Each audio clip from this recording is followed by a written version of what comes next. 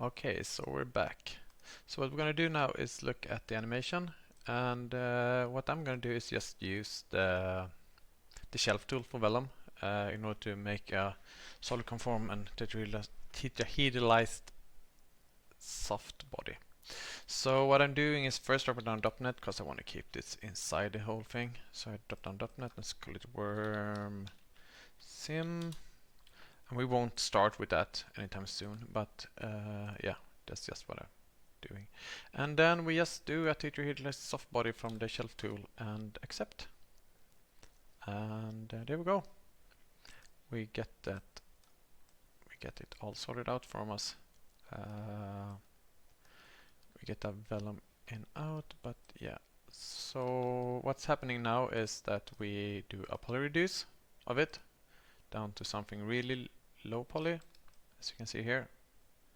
It's not many points, and then it remeshes it, and it's get even lower, and it does solid conform, and it gets a distance and a volume constraint.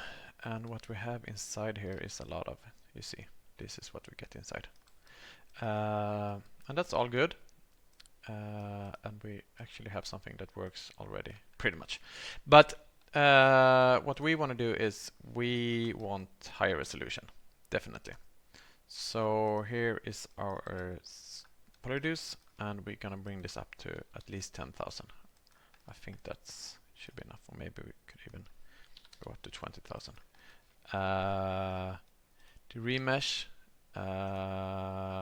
should also be lower, of course, then. So we bring it down to 0.1 or something. So this is our remesh. It's a lot higher resolution than the other thing. I mean, we don't really care about the setup at the moment. What we want now is the geo that comes out here, because that's what we're gonna try, gonna build our animation on. I can add, we will eventually add a bend constraint as well in here. So maybe I could do that now. Let's do that. We add that vellum constraint. No, maybe we don't actually, or we do. We do. So we add a vellum constraint here, and that should be over primitives, and we're gonna do bend across triangles. I'm gonna bring up the stiffness to maybe like 1 or something. We will have to try this later on. So it doesn't really matter, but we get this vellum constraints as well, and we can look at, yeah, we have a lot of constraints going on here, but yeah, never mind. So what's really interesting now is the geo, and here we have our tetrahedrons and etc. And what we want to do with these are building our animation. Later on we will use this as the rest geometry, and we could also give it a rest ID just to have it done already, because it will be upstream here. So we can just call it rest ID, and that would be an integer which is just called rest ID, and that will be equal to ptnum. Everything will work over the point numbers here, so those are really important. We will always have the same point number, and all forces will be applied considering the point positions rest compared to the animation. So what we can do now is we can take this geo and yeah, a little bit disclaimer here as well. If you want to add UVs, you could of course do it later as well, but when I did this last time, I UV'd it in Modo just to have something, because I'm not very familiar and good with the UV tools here, and I think Modo is very easy and simple to get UVs done. And if you have your own model, you probably have UVs already. But what we want to do as well is, yeah, we want to take this geo. We're just gonna do a stream way over here or something. So we, this is just for testing out. It's not gonna be used in the end. And we're gonna use this inside DOPS, but it's easier to start outside, I think. But what we want to do as well is the the first thing we want to do is we're going to do an attribute transfer, because we want to know what's the feet and not. So we're going to do an attribute transfer here, and then we need to go up to our feet, which are here, and we could just, this is a little bit messy, but let's do it anyway. So we need to go down here. Let's see how we do it. Maybe we just merge it. We do like this. We try to keep it tidy. So we do an out feet polygon poly, and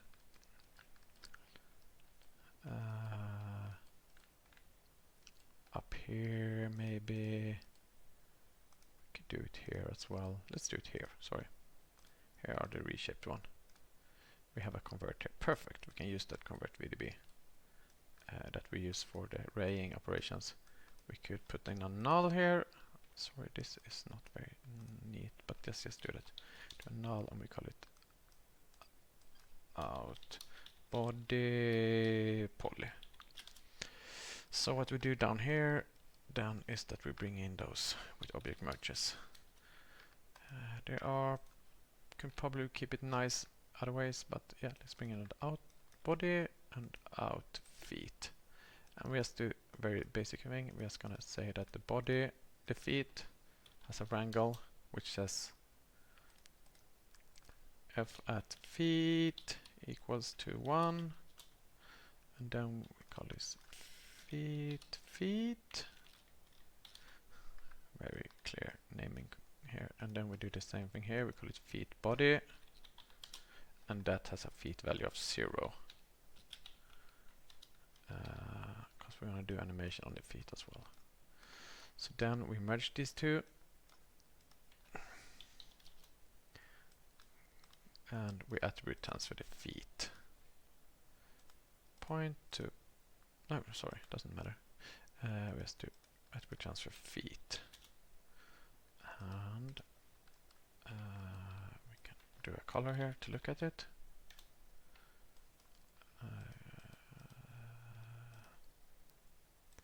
And we do run from attribute, and we do it feet. And here we go, we have feet. We could also, of course,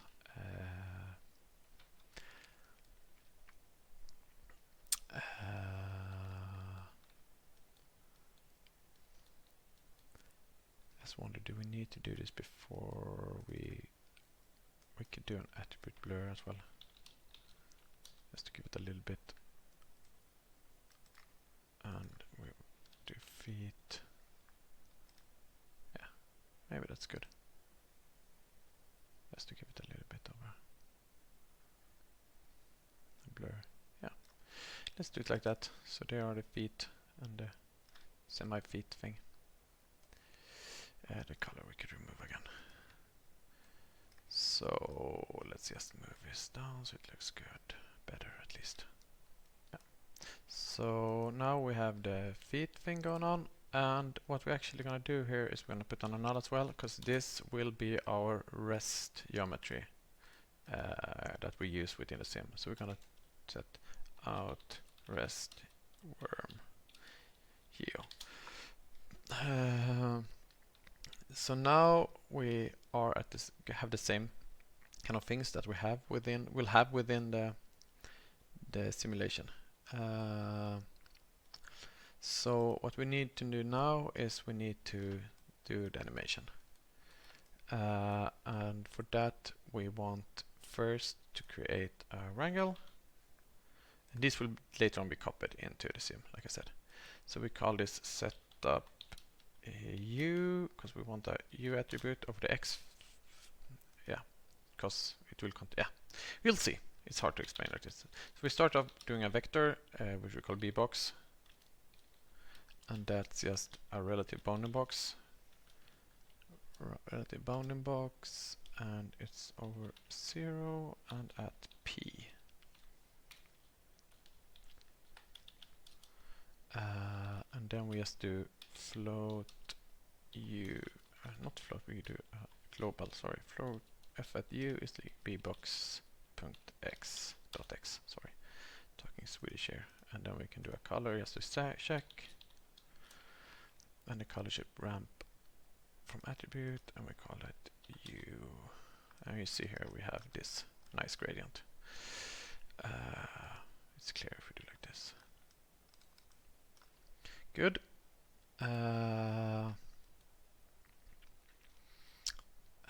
Then later on we will have the patch. So we could do it here. It doesn't really matter. We're just going to do an empty wrangle now, and we call this setup time. Because what we want to do is we're going to give them different time offsets depending on what patch it is. Because the vellum solver also runs over every geometry as they're separated by the patch name. So eventually we will use the patch name in order to time offsets of these things so they don't move the same way. So we can call this setup time, and we just keep it clean at the moment. And then we're gonna do another wrangle. We could of course add this when we're in sim as well. I guess doing it because I don't know, it's trying to keep my head knowing what I'm doing. So I'm gonna move all, we call this.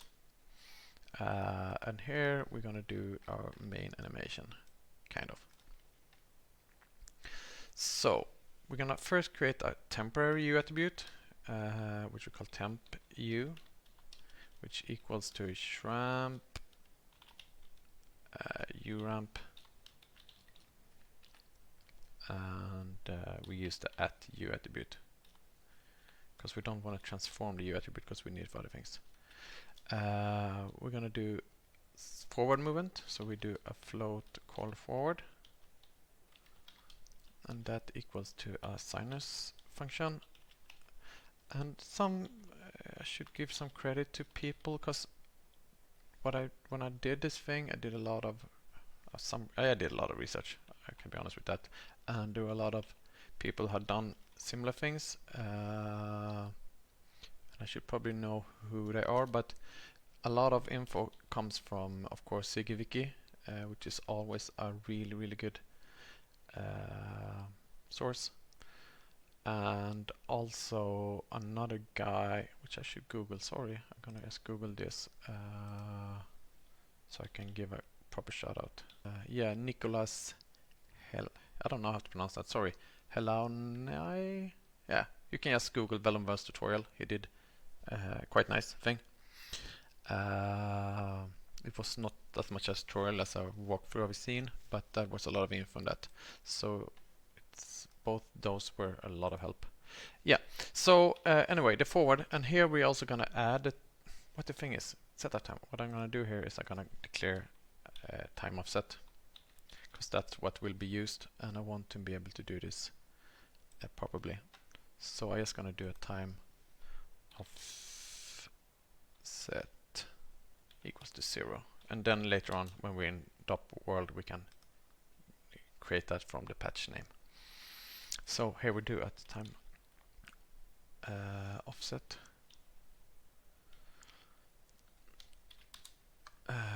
sorry, we're not done yet,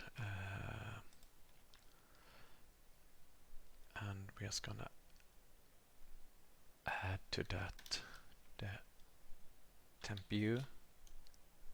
Why is it not writing?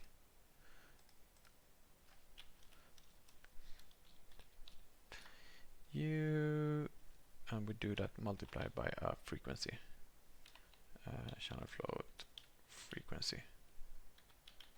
So we get that. And then we do an upwards movement, so we're going to do that as well. So we're going to float up, and that one we're going to fit, and we're going to use a cosinus function. And there we do at, sorry, we use time, multiply by the speed channel again. Speed, and we add a time offset. And you can of course do this in any way you want. And we do the temp u again. and we multiply that by channel float, which we call frequency again. So it's pretty much the same. I could just copy it probably, and we fit that from minus 5.5, 0.5, and then we give it minus 0.2 to 1. So we do pretty much the same thing, but it's a cosinus function instead, and we rearrange it a little bit.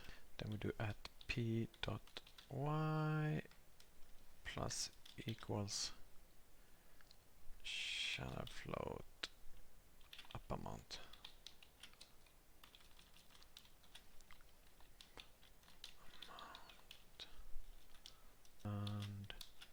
And then we also add p dot y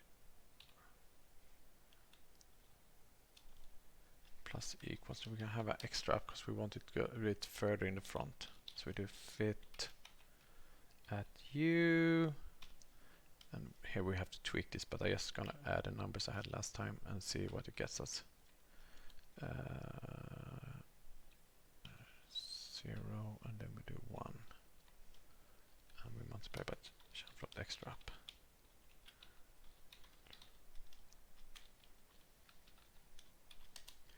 So let's see this. So we just do a speed, we just add some numbers here to see what it looks like. Amount 0.1, extra up 0.007, and then we keep the u ramp as it is. Let's see what's happening here. Nothing.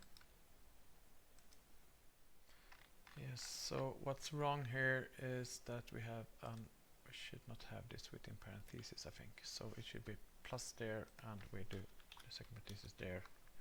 And now it works, yeah. So good. So this is like the basic movement, and if we look at the extra up thing, we do like this, and we can see it's basically just pulling it up in the start, and that might be confusing to see, because why would I do that?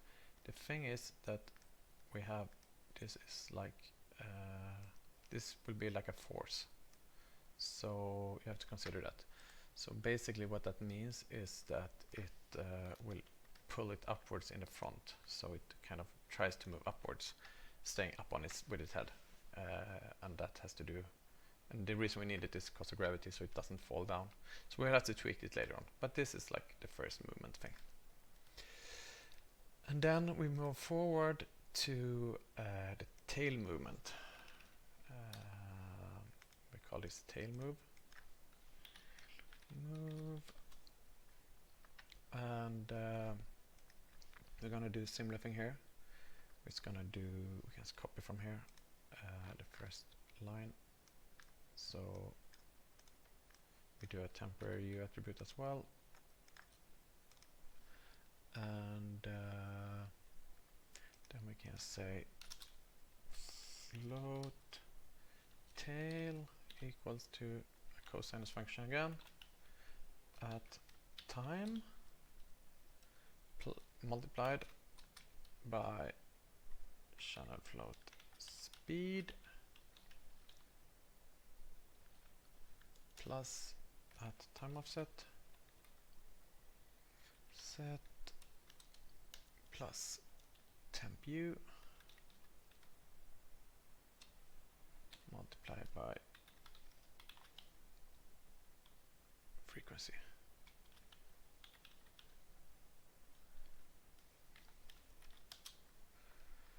And then we just do at p dot z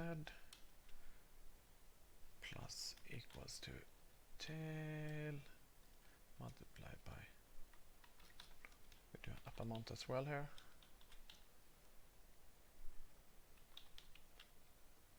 I don't know why I do upper mount, but yeah. And we multiply that by a shramp, how much we apply to each part of it. And we call it apply move, because we don't want it all over the worm. And we use the u attribute here.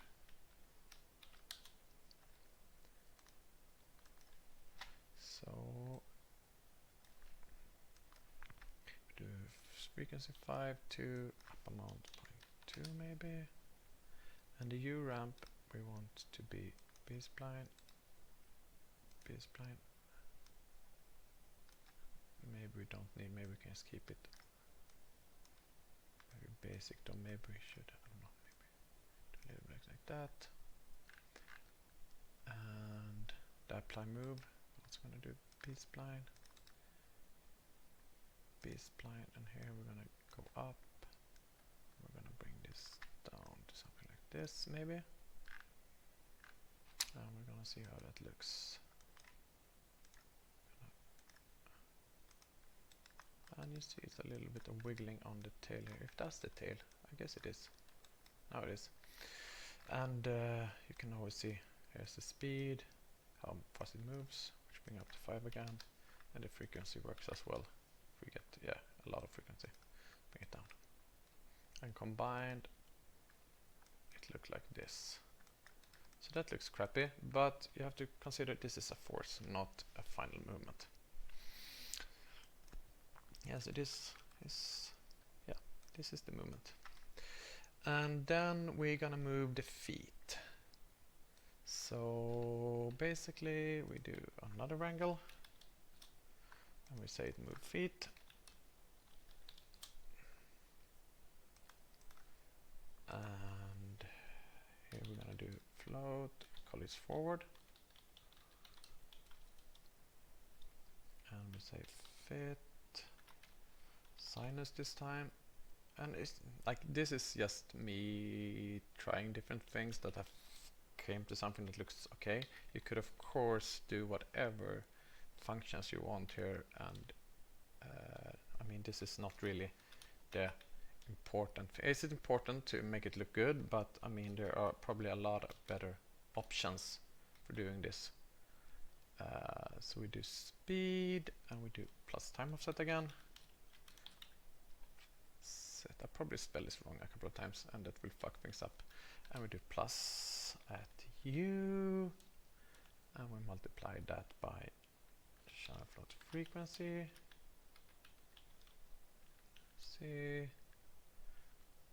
and we fit that from -1 to 1. Maybe we don't have to fit it. Let's try to keep it as it is, and we can fit it later on if we need to. We forgot to add here. And we do float up equals to cosinus. I'd like to do one sinus and one cosinus function because it gets like a round motion. Time multiplied by speed and plus at time offset plus at U multiplied by channel float frequency. So we have the same frequency for the movement here and the same speed, which you could of course also vary. And then we do at p dot x plus equals to forward multiplied, and then we bring in the feet attribute here. So we don't want this if it's not a feet, and we multiply that by amount. And then we do at p dot y plus equals to up multiplied by feet multiplied by amount, and then we also do like a separate thing for the up, so we do another channel called up. So let's see if this works. We do same speed, same frequency, the amount maybe 0.1 and up maybe half of that. We can just do like that for those two and we see what's going on. Yeah, so we have this little feet movement. Maybe we can move up a little bit more. Maybe something like that, I don't know. And if we look at all the things, it looks weird as fuck, but that's not really the point. See that, yeah, so as you see as well, when they go down, they pull back, which is good. And that seems to be working, and that's why we have the same frequency and speed for everything. And I realized there was something a little bit odd here, and that was that I called this on the tail move. I had this attribute called up. Or did I? Sorry, maybe I'm wrong here. Let's see, we have forward, up. Yeah, we have. Oh, the thing we have forward and we have up, which is a bit confusing. But I guess you get that. Forward is not really forward, it's more like up for all the things, and the up is just up for the front. Never mind. And then we're also going to do a contract expand thing. So we put on another angle, and this I think I stole from this dude called Nicholas. Pretty much he did a similar thing with more contraction. He did more like a worm rather than a lava thing. So yeah, and he did it not with T3 idealized. He did it with something else, I think. I'm not sure. Okay, never mind. We do call this forward as well as again. Float forward equals to fit sine at time multiplied by channel float speed. And I think this kind of, it seems a bit excessive, this maybe, but this kind of layering is what I think gives it as like some kind of interesting thing. Time offset, we're doing the same thing all over again. Plus u multiplied by, we could of course do this in one wrangle as well, but I think it would be easier to see what's going on when you do it like this. And here again we do fit -1 to 1. The thing is, like, this sinus function and cosine function gives us values between -0 and 1, and we usually want it, sometimes we want that, sometimes we don't. Here we want from 0 to 1.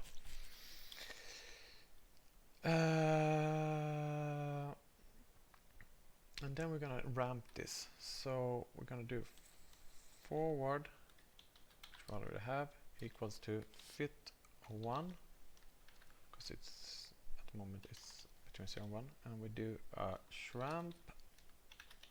Maybe I should say ramp. We call it contract ramp. Direct ramp. It's rather a contraction than an expansion actually, but never mind. And we use the forward here,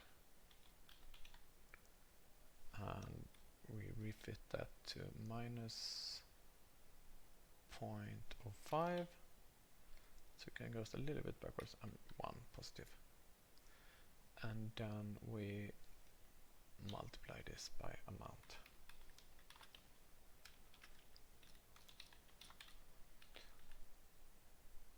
Do we have extra parentheses here? I think so, right? This is off, yes. So fit 01.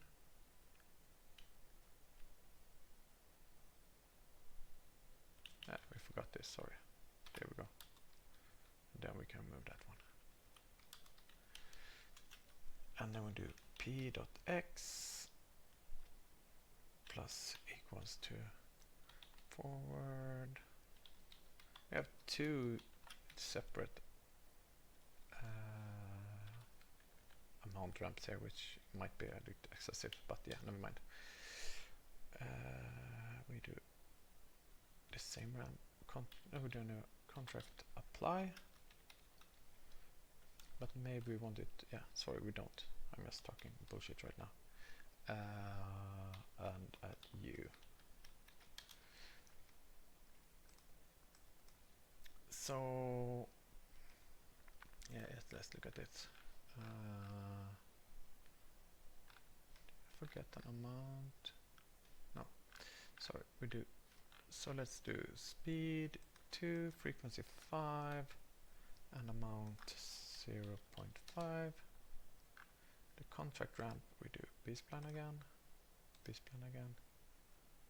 we want this more towards the front, I think it is. So we do something like this.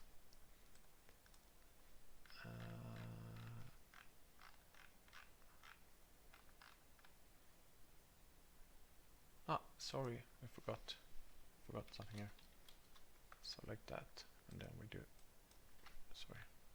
So in the apply ramp, we do something like this. We maybe do B-spline as well. B-spline. Do that as B-spline as well. And then we do maybe bring it down to 0 there, and then it starts going up here. It goes up quite fast. So let's move it. Look at this alone. So we get this kind of thing. So it's more in the front.